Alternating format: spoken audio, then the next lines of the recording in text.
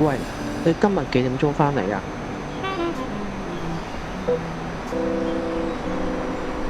啊，你到咗？撞鬼啊你咁早到？哦，咁你自己返屋企先啦。我去隔離村度買餸，冇咁早返。有冇帶鎖匙啊？哎呀，咁平啲啊嘛。衫啊，好，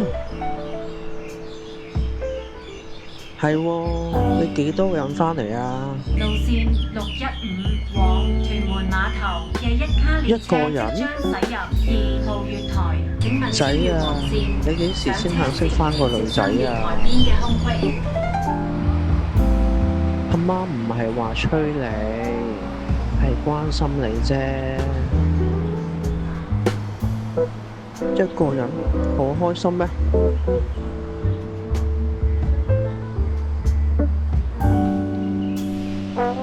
你都咁個年紀啦，仲唔識返個女仔？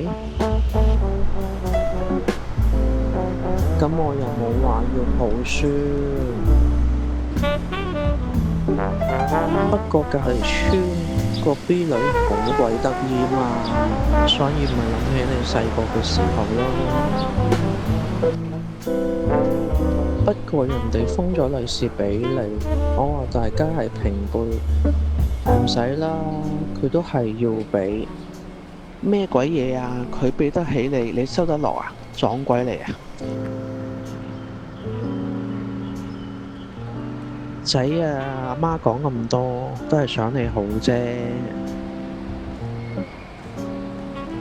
咁你都想第時阿媽老咗死鬼咗嘅時候，都唔使擔心㗎。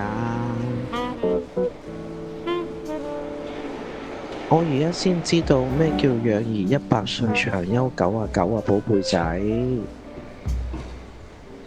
唔講啦，返去先傾啦。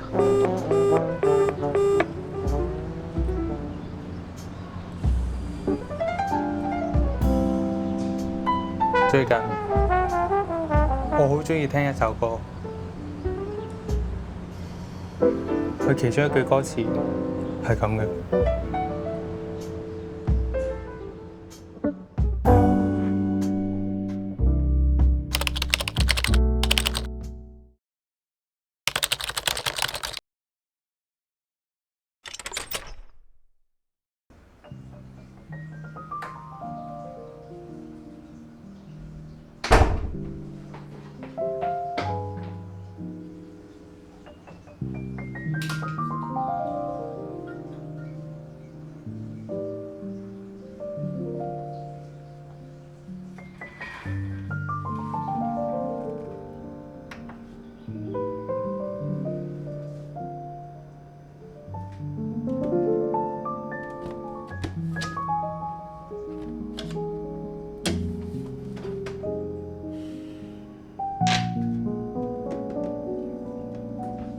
曾經有個作家講過，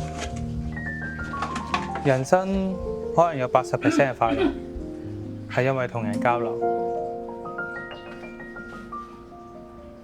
但可能有90% 嘅煩惱係因為同人交流。其實人生好多嘢都係階段性，包括興趣，包括環境，包括關係。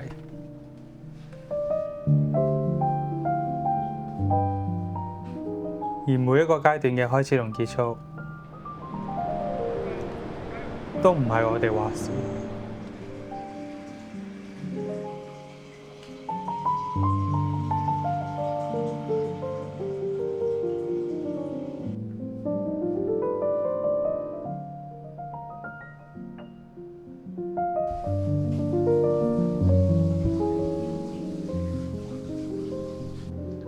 又或者失去先係常態，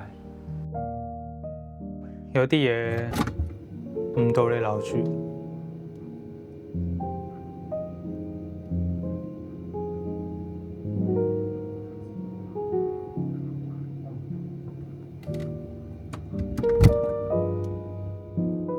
其實點會冇期待過？期待個假期唔會完，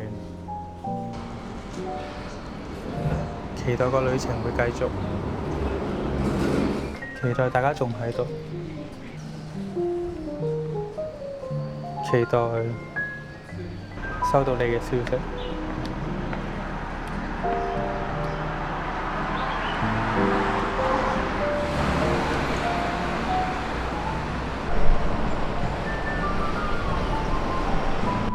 我曾經都希望過有啲嘢唔會變，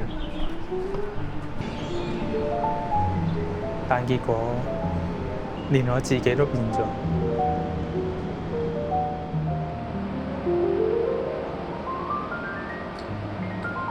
我曾經期待過，但已經冇所謂啦。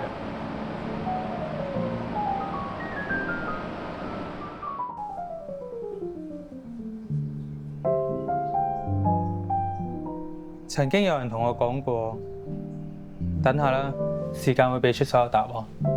可能有一日，我會掌握到本書嘅主旨。可能我會諗通感情同回憶係咪分開嘅，又或者我最後輸咗俾時間，等唔到個答案。我記得另一首歌講過，有冇一種可能係咁啱行緊嘅呢一段，係喺歷史嘅中段，終點係喺好後面，你係唔會見到，但最終係會出現。